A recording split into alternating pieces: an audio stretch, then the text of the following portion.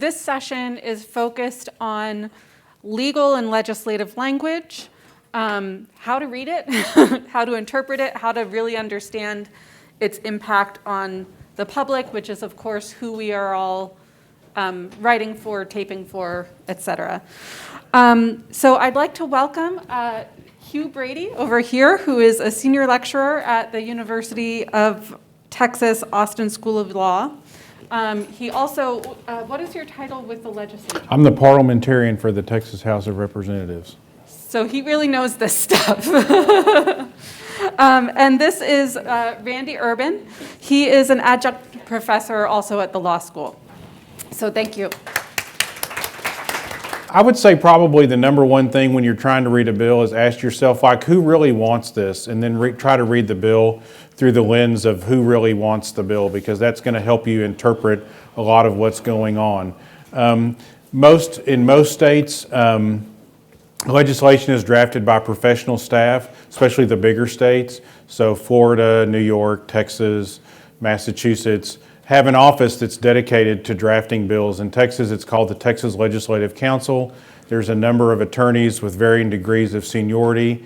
They have a drafting manual, which you should get a copy of if there's a drafting manual for your state, and read it, because it's going to tell you these are the different parts of the bill. This is what the different parts are designed to do. It's going to tell you kind of some of the template language that they use. So, for example, in drafting criminal statutes, you have to be careful to make sure you preserve the old criminal statute so that people who committed an offense before the date of the new criminal offense are not penalized for that, right? Like, so if the bill is to criminalize using brown paper bags after September 1st, 2022, you don't want to accidentally criminalize somebody that used a brown paper bag before September 1st, 2022. So there's standard ways to deal with transition problems, and the drafting manual is going to help you understand those. So that's how I'd start out, and then I'm going to kick it to Randy. But getting a hold of your state's drafting manual, if they have one, and you can ask around. It's usually on their websites. Wisconsin is another place. I think I saw somebody from Wisconsin, maybe not. Yeah. There's a guy named Jack Stark in Wisconsin. If he's still alive, you should call him up. He ran the Legislative Reference Bureau for many years, and he knows quite a bit. So that's where you can start with any bill. Okay. Thanks for having us first. Oh, I forgot that part. No, that's okay. I want you to get your phones out, and I'm going to show you some. Every state's going to have something like this, but I want you to type in capital, that's with an O, .texas.gov. And that's the Texas Legislature Online. And this is a terrific tool. And every state is going to have something like this. It would be the public or the legislature's bill tracking service. Then when you go there, you go to the home page, then go to the search, hit bill number, roll it down to 87 parens R parens, and then in the search put SB 8. That's the abortion bill that everybody's heard so much about. Then press enter. Then you're going to get to SB. Everybody there yet? Getting there? Okay. This is a terrific source. Hit text. And so then you see all the different versions of the bill. And then down on the bottom, there is what they call an Hro Bill Analysis. That's the House Research Organization. Every state's going to have something like that. It's a nonpartisan analysis of the bill. And it's going to tell you what the bill does, who's for it, who's against it, why they're for it, why they're against it, who testified for it, who testified against it, a digest of the bill, and then all the actions that have occurred till then. And then if you scroll over a little bit, there's a fiscal note, and that's the fiscal impact of the bill, and you can read that. There's also the House and Senate bill analyses over on a little further over. There's a witness list a little further over. And then you go back, so you're out of text, go to history, and that's all the actions that have taken place on the bill. On that bill, there was a whole lot. Some there's like 10 or 15. Okay? Now, another site that I use a lot, and I think most states have something like this, is lrl.texas.gov. That's a legislative reference library. Hugh told you, and it's correct, that go get the legislative drafting manual from whatever legislative council surrogate you have in your state. There'll be a legislative library in most of your states. Go get to know the legislative librarian staff. And on that LRL website, there's legislation and legislators. And in legislation, if you hit that, it goes subject matters impacted, legislative analysis, and it'll have some of the same information here, but it's a little more extensive. And so those are two public, and you don't have to pay for them. I lobbied for 20 years, and I've had a very expensive subscription called Telecon, but if you can't talk your bosses into spending $2,000 for that, then these work just fine. Another source that, when I talked about the lobby, is when you figure out who's behind the bill, like Hugh said, there's a lot of lobbies will talk to you about bills. And, I lobbied for 20 years. I don't have a pitchfork or horns or a tail. And, they're happy to talk to you about it because they'd actually like a positive article about their bill in the news. And they're probably on bigger bills like this, they're going to have a PR team and so forth and so on. One of my old friends in the legislature said that the lobby was the largest reference library in the world because you have all these different. These people know their stuff. I was a hired gun, so I didn't know much. I was the one who was supposed to get votes. But the people that are in-house in the corporations and in the trade associations, they know those issues back and forth. And so when you get into a bill and you don't understand something, you establish a relationship with those that'll have a relationship with you. Lobbyists aren't afraid to talk to the press because, like I said, they want good positive articles in their bills. The last thing I would tell you, and I think Hugh, I liked Hugh's, we're both lawyers, obviously, but you don't have to be a lawyer to read the statute. And then you look at the bill and it says, amend section 5223 of the Texas Government Code as follows. Usually, in most states, underline means add, strikeout means delete. And I always like to look at the underlying statute and see what's happening to it, because a lot of times they say, well, delete section C.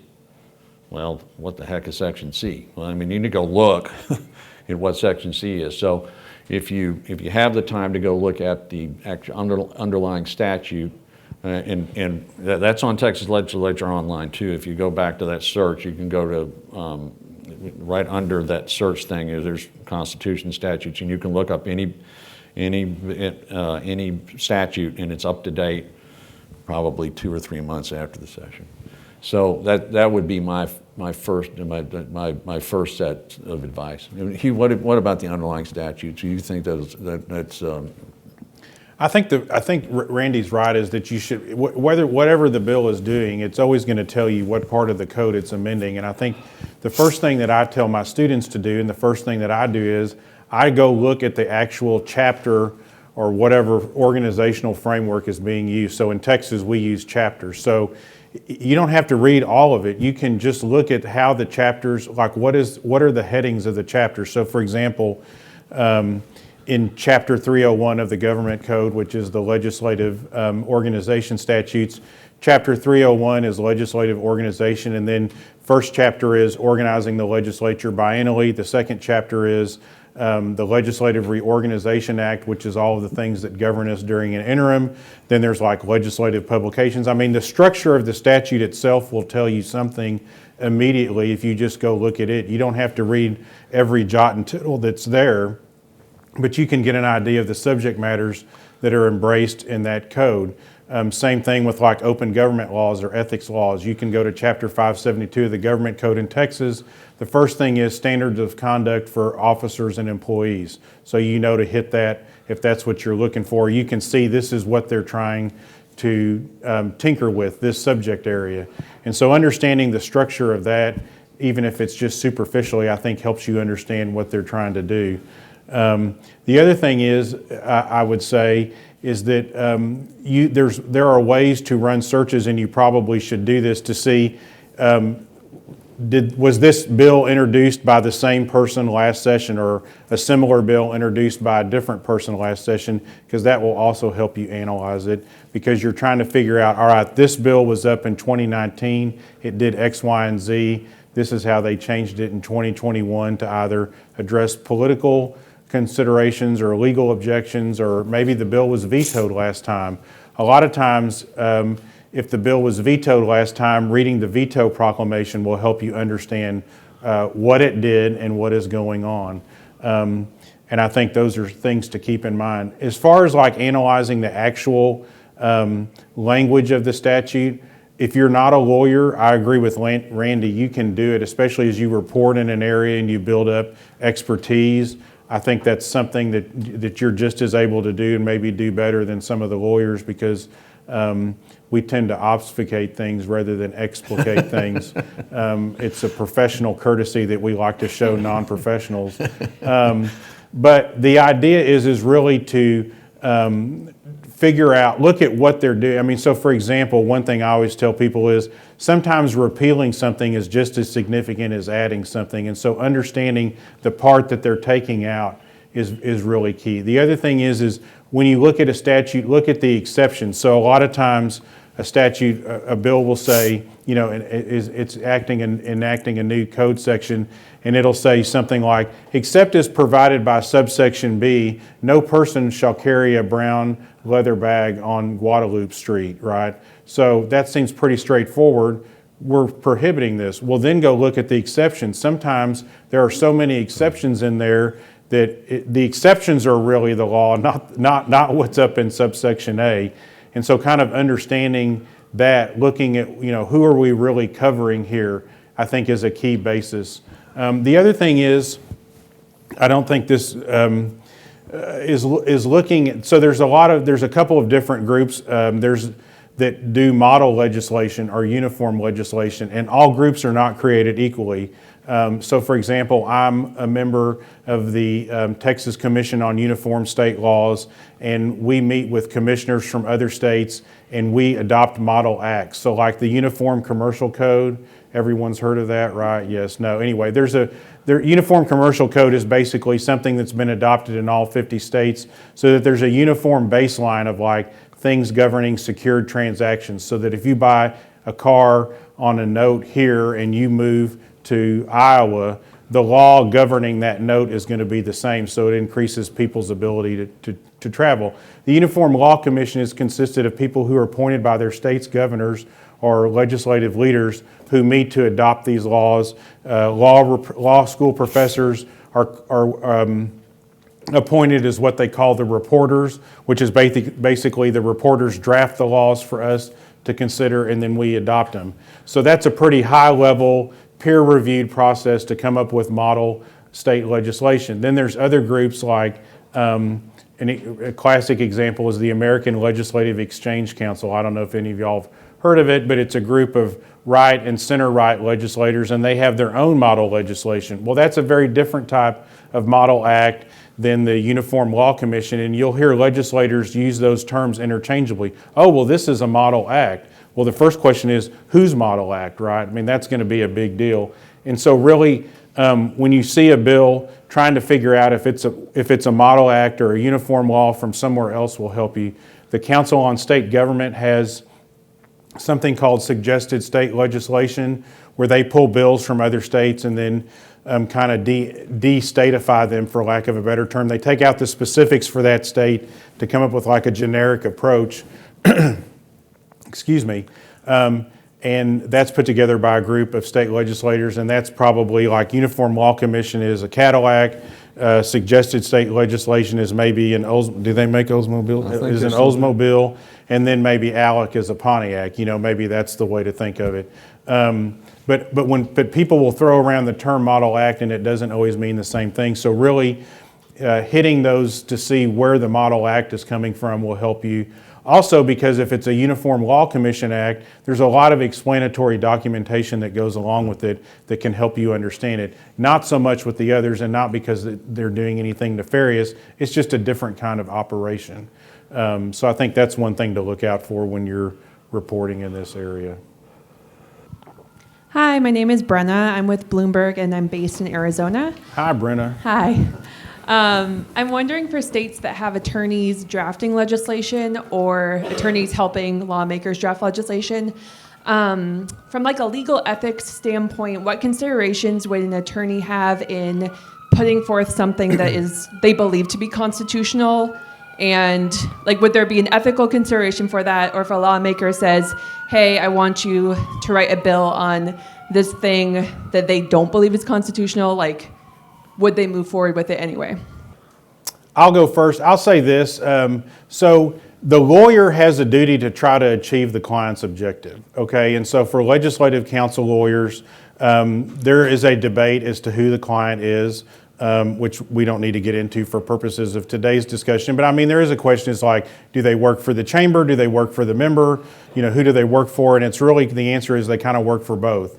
And so what the legislative counsel's job is to prepare the soundest draft that they can that meets the client's objectives. So if the client is asking for something that is, used to be a state senator here named Babe Schwartz, who was a character, you can Google him. He used to call things patently unconstitutional. So if something is patently unconstitutional, the lawyer may have trouble drafting something, but they're going to do the best they can. But at the end of the day, the member is the one that puts their name on the bill, and they have control over the content. And when they put their name on it, they're responsible for what's in there. Now, sometimes they'll get up and say, "Oh, I didn't know that. You know, that's the leg counsel did that," and that's fine. That's all part of it. But really, the lawyer is trying to achieve the client's objectives as best they can, and that is varying degrees depending on where they sit. Yeah. The one thing to remember about that is that's an attorney-client relationship, and so it's confidential because the counsel does represent not only the member but then the body.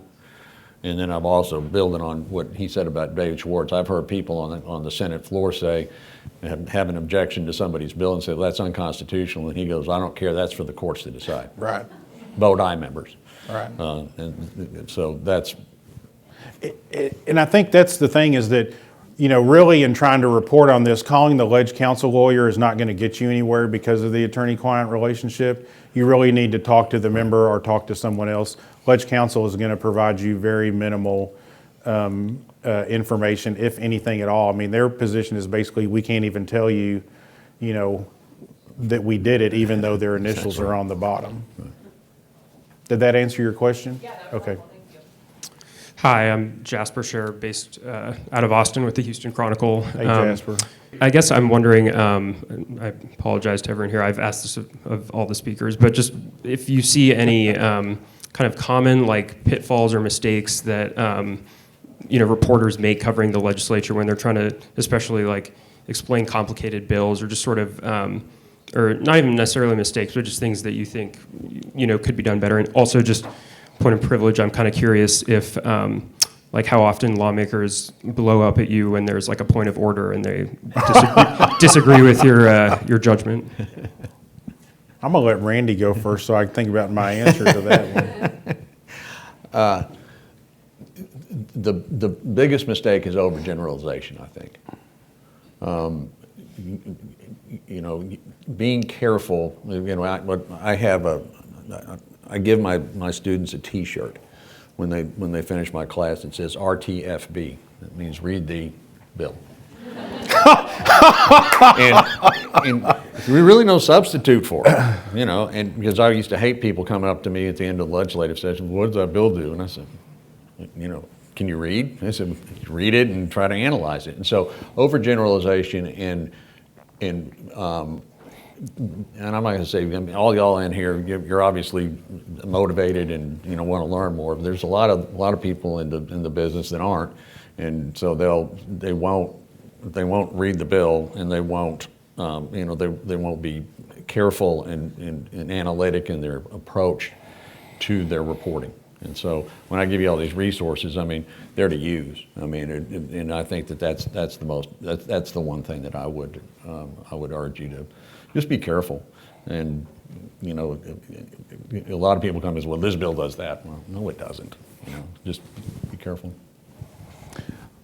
Yeah, I mean, I would say that probably, so as parliamentarian, you know, a lot of things we read in the paper, separate and apart from the substance of the bill, is what is the procedure that happened to the bill.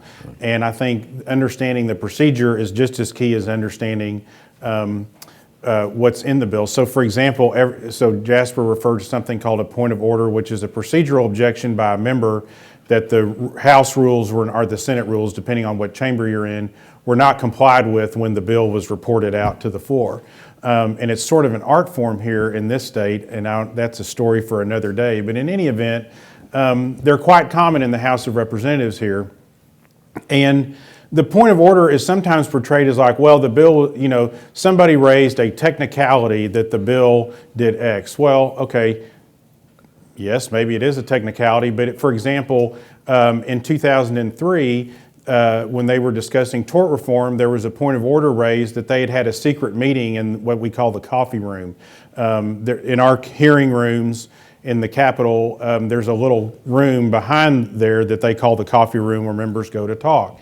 And so what had happened on the tort reform bill was after they'd had a hearing on the bill, the chairman told on tape, so all the meetings are tape recorded for transparency purposes, and the chairman of the committee on tape says, could I see the members in the coffee room after we're done here? And so they all go into the coffee room. The meeting shuts off because the meeting's over. And then as a member later explained on the floor, what happened was the chairman in the coffee room proceeds to say, all right, here's what we're going to do.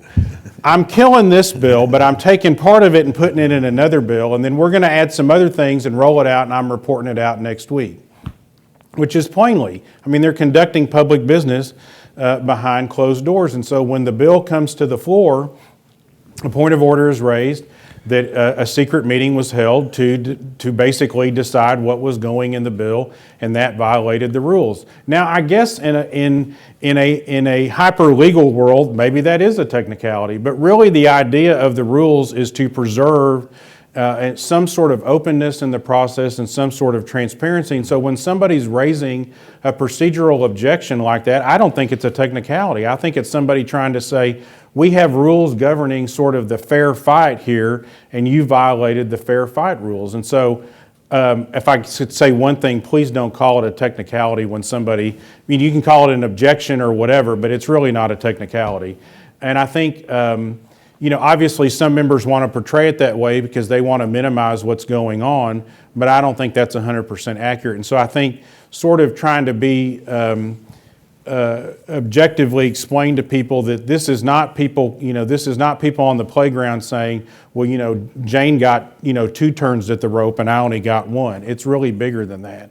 And if you look at the history of the U.S. Congress or the history of any state legislature since basically the 60s, and y'all have been on the front lines of this, you know, open government laws and everything else, there's a reason why we have these. I mean, they used to write the appropriations bill in this state at the first part of May and then lock it up in a room until the last part to buy themselves an advantage so that they could hold things over members' head, and they'd go change things, you know, and do all sorts of things. And at one point, was it John Bryant that unscrewed the grill? Yeah, the doors in the Capitol used to have these grills on the bottom. They found out the room where the appropriations bill conference committee report was, and they unscrewed the grill, crawled in, took a copy of it. They called the Texas Rangers and they said, well, we can't figure out what happened. And then the colonel of the Rangers called John Bryant's office and said, could you send me the appropriation for my agency? Because I'd like to see how well we did in the report. So all of this is to say that the rules really are about a fair fight. And so that's what people are fussing over. And the other thing I would say, there's a concept called germainness, which is applicable in every state House of Representatives and most every state Senate, which says if you've got a bill on the floor, an amendment has to be related to the bill that's on the floor. And so a lot of times an amendment gets popped not because of anything other than it's not related to what's on the floor. And the idea is members have looked at the calendar for that day, they've come to the floor prepared to debate things, the subjects that are on the calendar, and if somebody pops up with something that's unrelated, That's not fair to anyone. It's not fair to the members. It's not fair to the public. And so if an amendment gets popped on a germainness point of order, that's not a substantive ruling on the merits of the amendment. Sometimes it's portrayed that way. It really is the person didn't say the magic words or get it drafted properly to get it on the bill. And so to answer the last part of the question, yeah, people get upset because they got a bill on the floor and somebody calls a point of order and they're desperately trying to save it, because especially in the House, to get a bill to the floor, you've got to get through two different committees. You've got to get through the substantive committee that reports the bill out, and then you got to get through the gatekeeping committee, which we call the calendars committee. Other states call it the rules committee. And so you've had to jump through these hurdles to get it to the floor, and then somebody jumps up and is popping it. People get hot and they lose their tempers, but I figure it's part of the job, so you let them stand there and blow off steam. And usually they send you a nice note or a bottle of liquor afterwards if they were particularly contentious. So you send the liquor back and keep the note, and that works. Did that answer your question? Yeah. All right, good. I'm curious about your experience with or insight into bills that are just badly written or maybe intentionally obscure. Like a lot of legislation we write about is like, it's very clear what it would do, but sometimes you'll ask 3, 4, 5 people what it'll do and you'll get different answers. And so like, is that a tactic, or is there a way for journalists to handle that better? Just curious about that.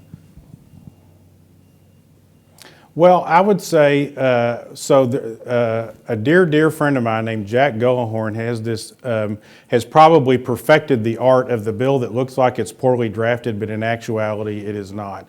And one thing that, I don't know that Jack ever actually did this, but we've talked about it enough that I'm going to talk about it, is there's two different types of laws. So the bill itself may be amending the government code. So it'll say Section 1, government code is amended to do X, and then it has these other things in there. Well, when the bill is signed by the governor or becomes law without his signature, the bill becomes what's known as a session law, and that's actually a law in and of itself. Now, they take parts out of it and put it into the code that you'll see online, and you see the structure of it, but there are things in there that don't necessarily make it into the code that become what they call a note. But in any event, one way to hide what you're doing, because the service that Randy talked about, Telecom, they track codes, right? Like you can tell them, I want you to ping me every time a bill amending the government code is introduced or moves. Well, so what Jack's idea is you never amend the government code. You say amend session law number 5 from the 2021 session by striking this and inserting that, and that's your bill, and it never shows up anywhere because it's not directly amending the code in the bill. So I do think there's some of that. I think the other thing is people don't pay attention to repealers a lot. So Randy and I know this from experience. In 1990, there used to be a very restrictive land development statute that was causing the city of Austin problems in the early 90s. So some enterprising aide slipped in a repealer in a bill that was so bad that nobody really figured out what the repealer was doing. And it ended up repealing this statute and letting Austin, at least for a brief period of time, try to implement its environmental regulations. Until the next session. Until the next session, when they came back and stuck it in and we couldn't keep it out. But in any event, it's 50-50, I think, is maybe the way to think about it. Understanding your state's drafting conventions will help you. In Texas, there's a code at the bottom of each bill that tells you a couple things. One, if the code is not there, Legislative Council did not draft it, so you definitely ought to pull that bill and find out everything you can about it, because somebody put that in the hopper without having it go through the system. The other thing is that in Texas, there's a code that will tell you the exact role that Leg Council played. So D means draft. You don't need to remember that. You can figure it. But I mean, basically, like D means draft. It went through a full legal review. They did legal research. They talked to everybody. They did that. Sometimes it'll say typed, which means somebody just handed them a bill and they typed it to put it in the form, but they didn't do any legal work. So understanding those conventions, and if there's no, like I say, if there's no code at all, that's a red flag. But understanding all those different things will help you understand what somebody's trying to do. Yeah, and in Texas, and I'm sure in most places, you have to have the professional draft drafted by Legislative Council in order to have a committee hearing. So at the end of the deadlines, you have a lot of people putting stuff in on a big chief pad, that doesn't have that stuff down, but they have to go through the professional process in order to get a committee hearing, and I imagine that's in most states. Uriel Garcia with the Texas Tribune. This is probably going to be a very specific question, but so as you guys know, Texas is building its own wall at the border, and part of the problem that I've been having is that I've been filing records requests and trying to get a map of where the state is trying to build the wall.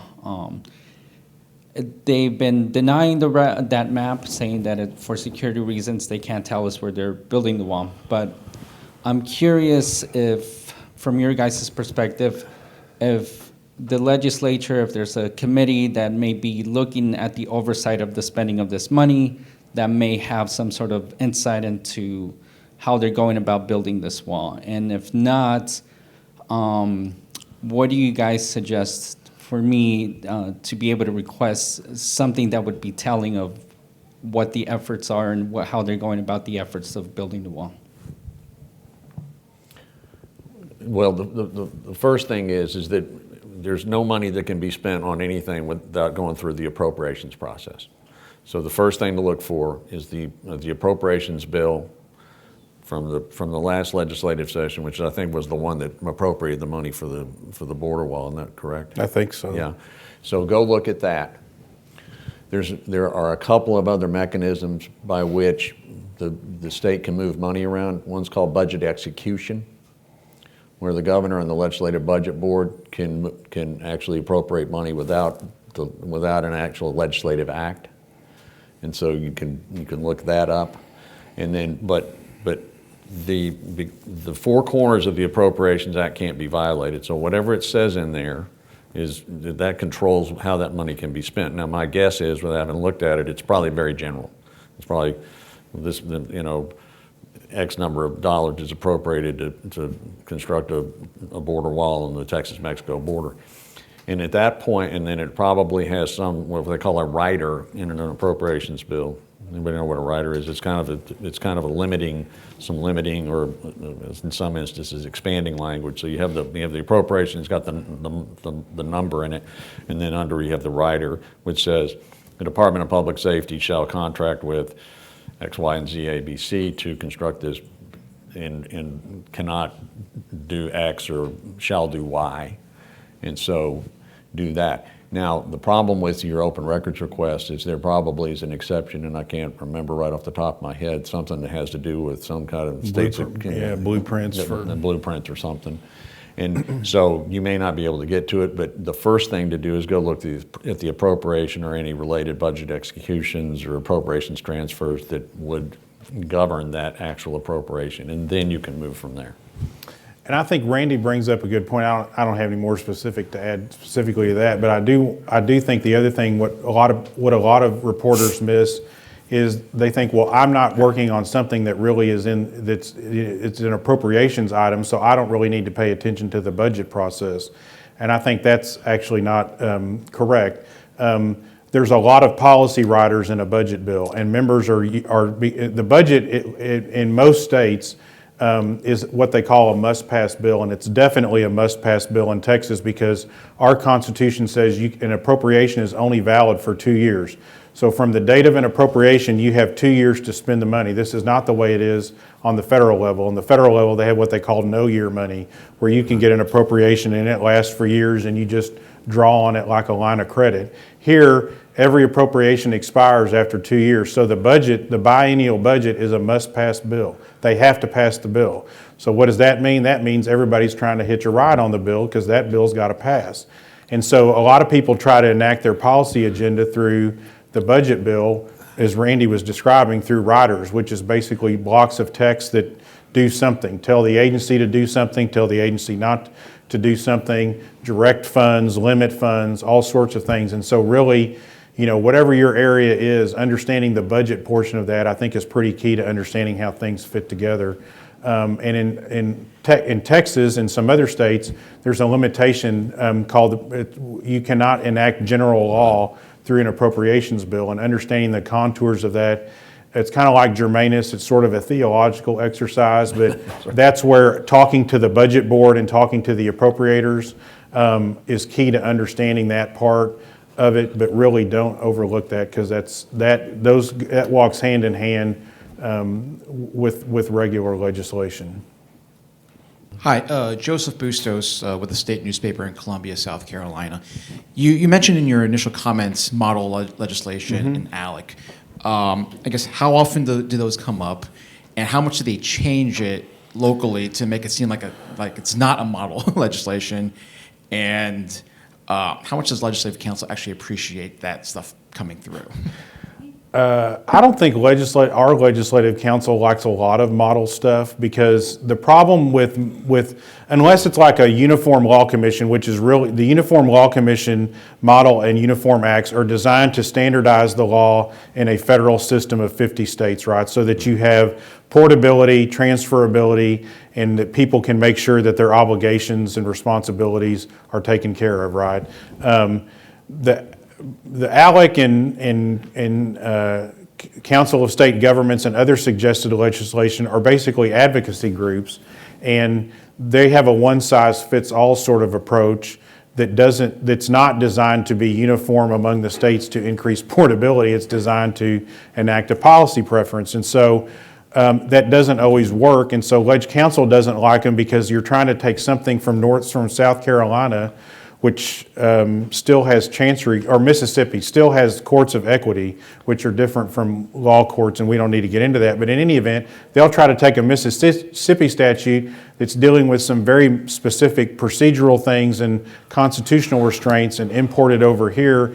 And the member, understandably, they didn't get elected to office to practice constitutional law or legislative drafting. They just want the bill, right? And so I think it causes some problems, because it's hard a lot of times to make those concepts transfer 100% over here, particularly in Texas, where we have, basically our land and water law is Spanish law, and, other law is English common. We have a mixture of things in this state, and so it's hard to take something from another state and just drop it in Texas wholesale. California is probably another example. Louisiana is definitely an example, right? Because they're completely on the civil law, and you got to figure out how to work things out. So the short answer is they don't like it a lot. I gave you the longer answer.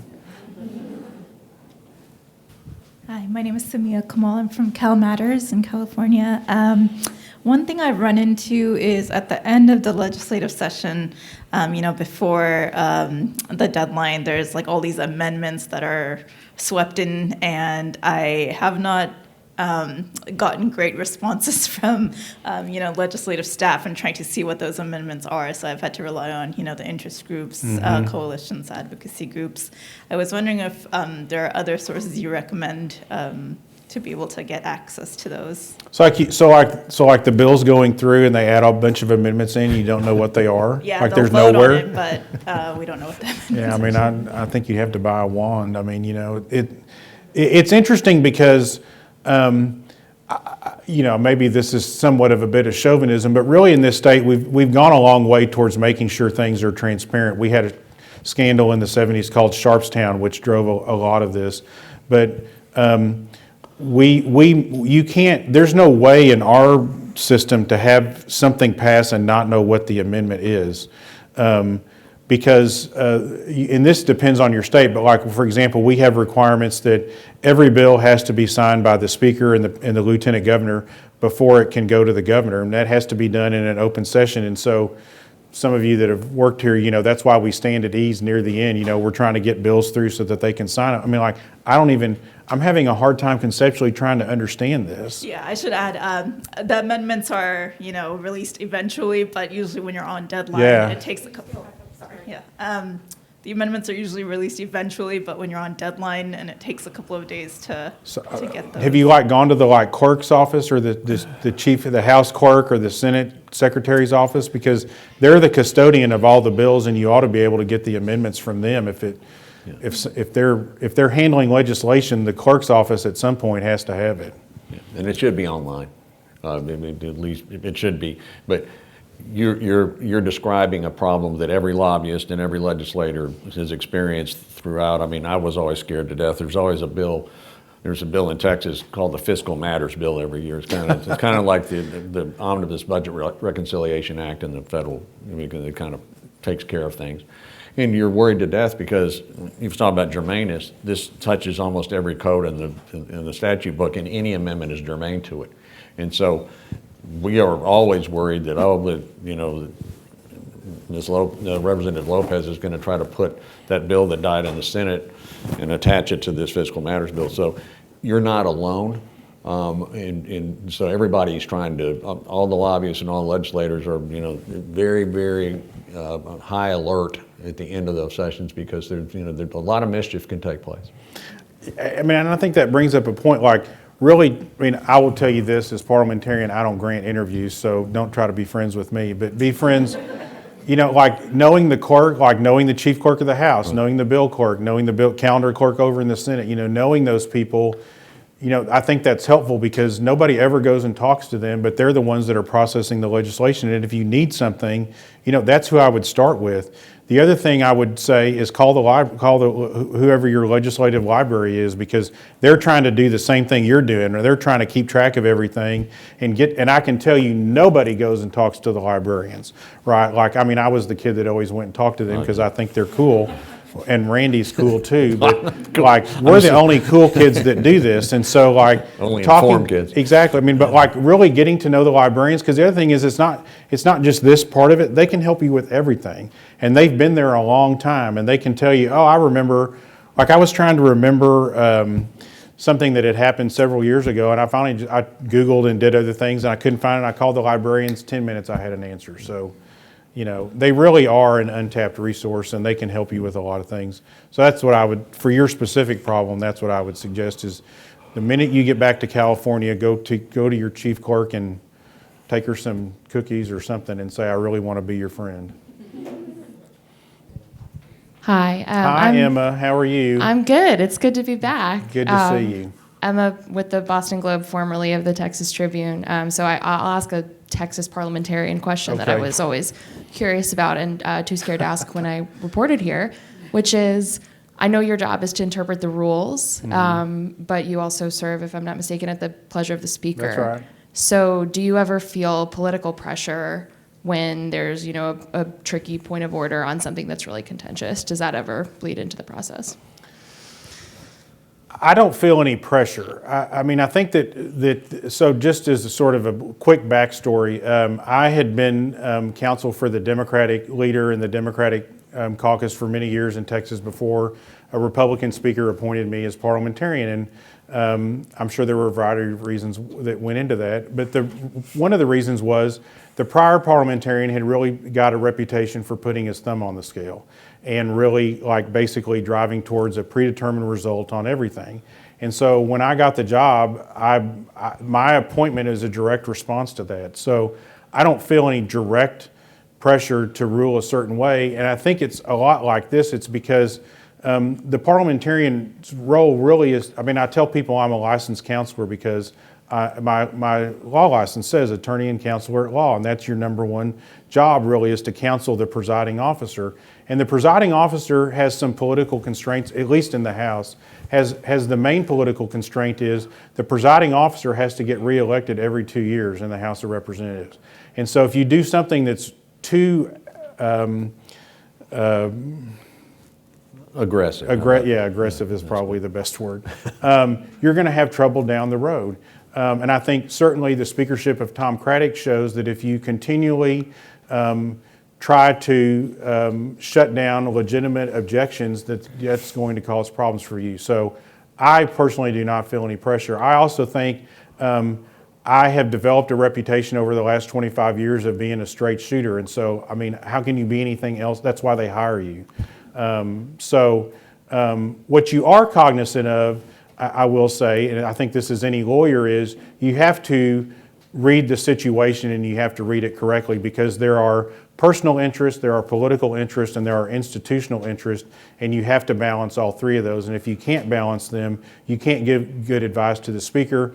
The thing that complicates matters I don't mean this in a bad way, is you not only advise the speaker, you advise 149 other members, right? So you've got to constantly balance, you've got one member coming to you that wants to kill the bill and one member coming to you that wants to save the bill, and the speaker's in the middle trying to call it straight. That's where I think it's not pressure, it is strain, because you're trying to balance all of this. And I think that the proof of it is that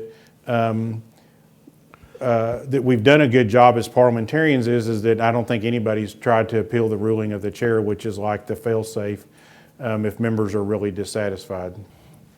Hi, Andy Chow with Ohio Public Radio's Statehouse News Bureau. In Ohio, the Republicans have a supermajority in the House and the Senate, and there are parliamentarian rules, but then if Democrats bring up a rule or a point of order, because of the supermajority, they could just take a vote to suspend the rules. So do rules even matter if you have a supermajority? Do they suspend them every time that there's a point of order, or there's just occasionally? Every time. You're just saying that, right, to make it harder for me to answer? Just kidding. Do you want an example, or that makes sense, No, right? yeah. Okay. I mean, it's like, you got a rule. Somebody objects that you didn't follow the rule, and then so they are, we'll suspend the rule. There's a couple things that I would say that maybe there's a distinct. So I'm not going to speak directly to Ohio, but I am going to answer the question, which is it depends on the local political culture. So in Texas, some of the procedural rules are in the Constitution and cannot be suspended. That's right. All right. The Constitution does not permit suspension of certain rules. One of those rules is the Germainness rule. So you can suspend the House rule on Germainness, but you cannot suspend the constitutional rule. And so the chair will enforce a point of order on Germainness because you cannot suspend that rule. And there's several of those. You can look in your Constitution. Most state constitutions have procedural rules that are there. And if it doesn't permit them to be suspended, then technically those cannot be suspended. Our view of it in this state is that the majority, this I think is also historical. For a long time we were, the state was 100% or 99% Democratic, and everybody in the legislature was Democratic. So these weren't really partisan fights.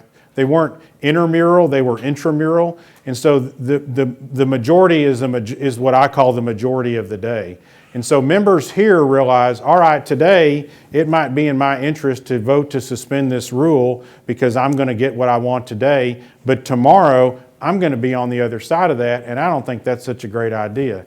And I do think I think the other thing that's helped us is that we've had a large number of trial lawyers in the legislature over the years, and I think that ethic of, live by the sword, die by the sword kind of thing has been helpful, and so those two things combined, I think have ensured that generally, at least in this state, the supermajority does not run over the minority. And an example of that is in 2011, the House did have a supermajority. They had 101, right? 101 members, and they did not really, they sustained points of order, and bills got sent back and whatever, and there was really no effort to try to suspend the rules. There was one day where they threatened to suspend the rules, but the threat was enough, and everybody kumbaya'd, and they got it fixed out and moved on. But what I would suggest is go look at the legislative part of your Constitution.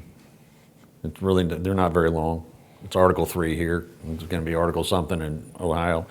And see what the restrictions are on passage of legislation. We have the bill's got to be read on 3 days. We have the two subjects. You can't have a bill on two subjects. That's the Germainness rule. bill has to come out of committee. The bill has to come out of committee. The bill can't be passed out of committee in the last 72 hours. And there's a number of different things there. So once there's a constitutional, if the rule is essentially the codification in the rules of a constitutional objection, then that's really problematic because that will jeopardize the bill in a court of law, right? So that's what I would tell you is go do that so you'll at least be educated on what those are. And I would say that if you don't, I think it makes it enhances the presiding officer's legitimacy to say, Yeah, you're right. There was a foul, and we're going to observe. As Dennis Bonin, a former speaker, said, even if I'm going to cry all the way back to my office, I'm going to sustain the point of order if it's a good one. What you have is what you have in Washington, where it's just like the rule is the rule of the moment, and it's subject to whim, and you can't really. It just becomes so arbitrary that it delegitimizes the entire process. I think that's the real problem. But nobody listens to me, so up there. Hi, my name is Ricardo Lopez. I'm a reporter in Minnesota at the Minnesota Reformer.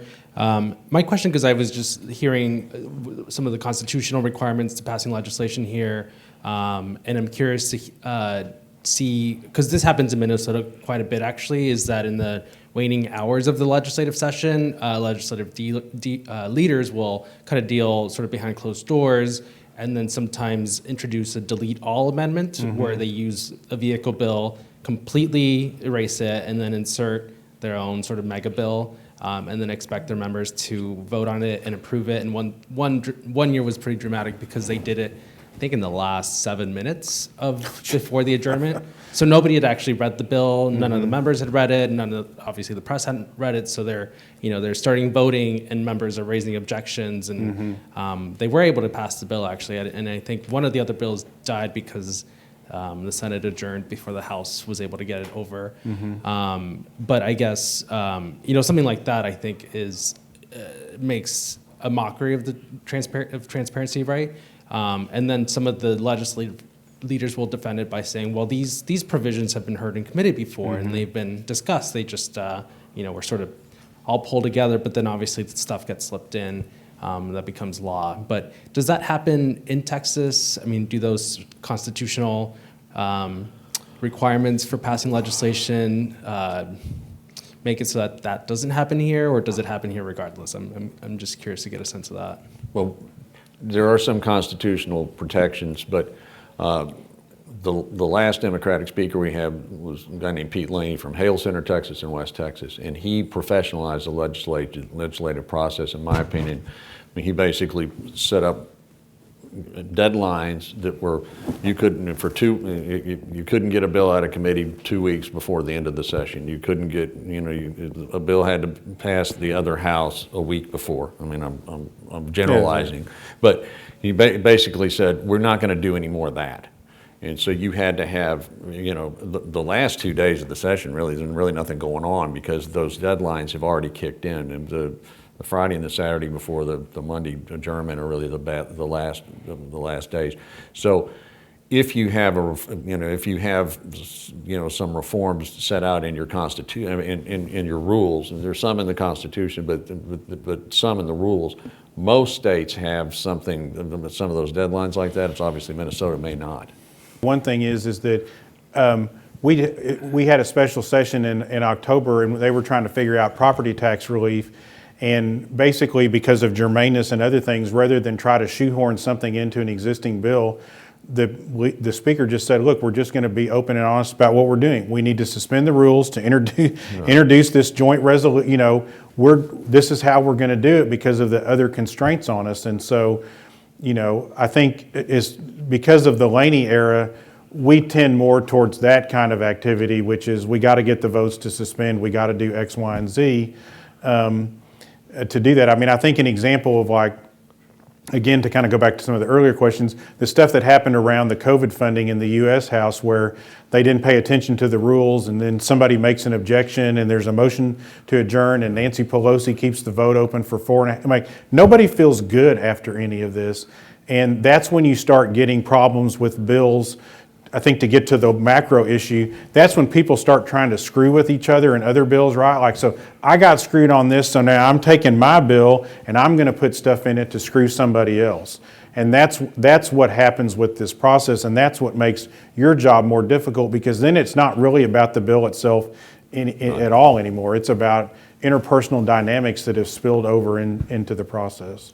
Yeah, I was going to say that, the deadlines, we have deadlines too, so bills have to clear committee. Yeah. There's 3 different deadlines we have in session, but the reporters and legislators know in Minnesota a bill is never dead until they adjourn because they can, they can claw out a bill that had been dead because it didn't reach a deadline, but then that becomes a vehicle for something else.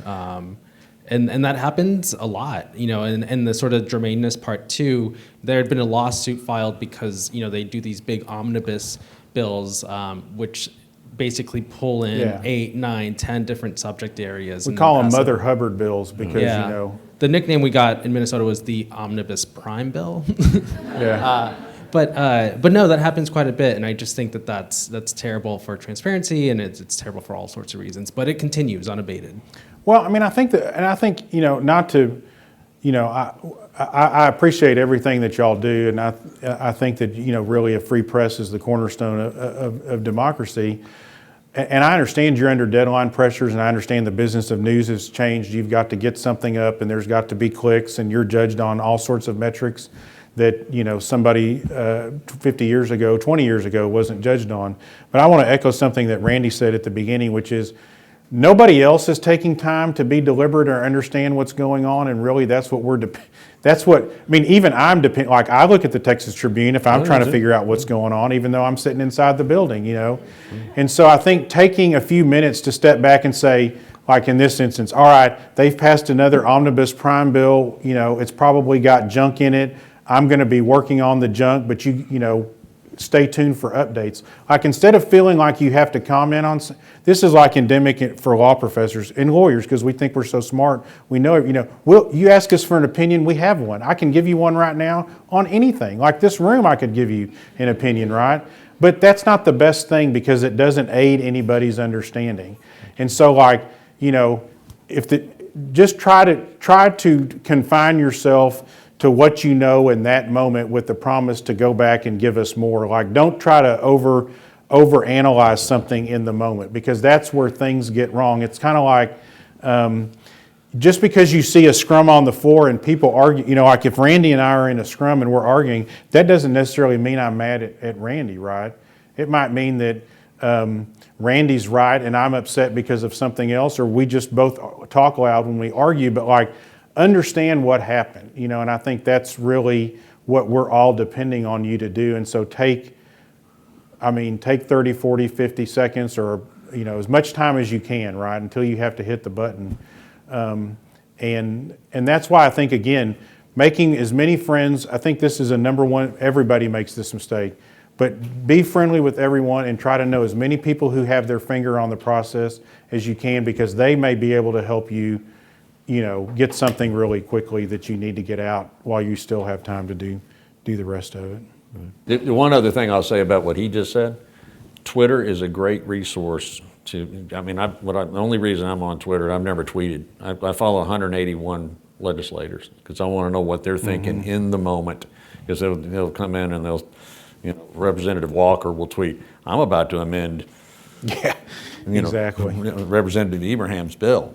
And so, and watch this, and I'm about to set this place on fire, and they're not very careful about it. And so anyway, that's something. So at least you get a preliminary, a prelim of what's about to happen. Sometimes. And take copious screenshots. That would be the other advice, because stuff gets deleted. That's true. One last question from me. I'm curious, since you're both professors, is there a book or a resource that you recommend as really good background for lay people or first years? He's published. Well, I think that's the real problem. Well, yes, I used to annotate a rule book, but I think the real problem is there's not any general. There's not any real general guides. I would say that in this state, and I think it's in some other states, but there is a Little Ledge Counsel publication that says how to read a bill, and it walks you through the different parts, which is like a condensation of the drafting manual. And so that's I think several states have those. That's the other thing is cultivate a couple of law professors or a couple of old legislative professionals as resources because they can really help you in the moment and help you understand it. And the other thing I would say is the time to start thinking about this is now, not when the legislature is not in session.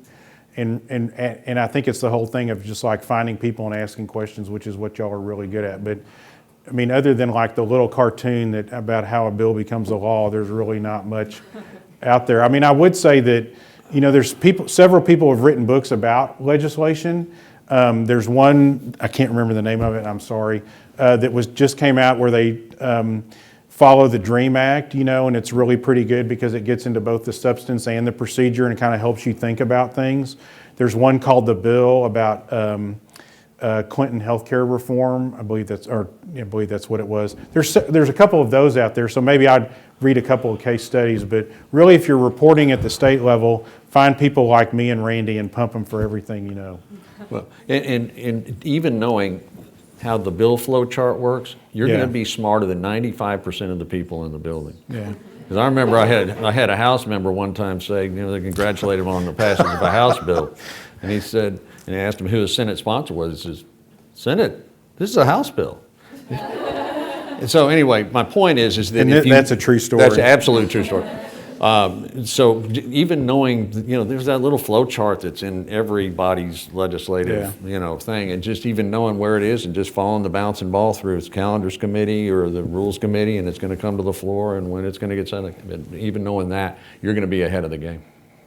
This was super informative. Thank you Okay, both so much. thank you.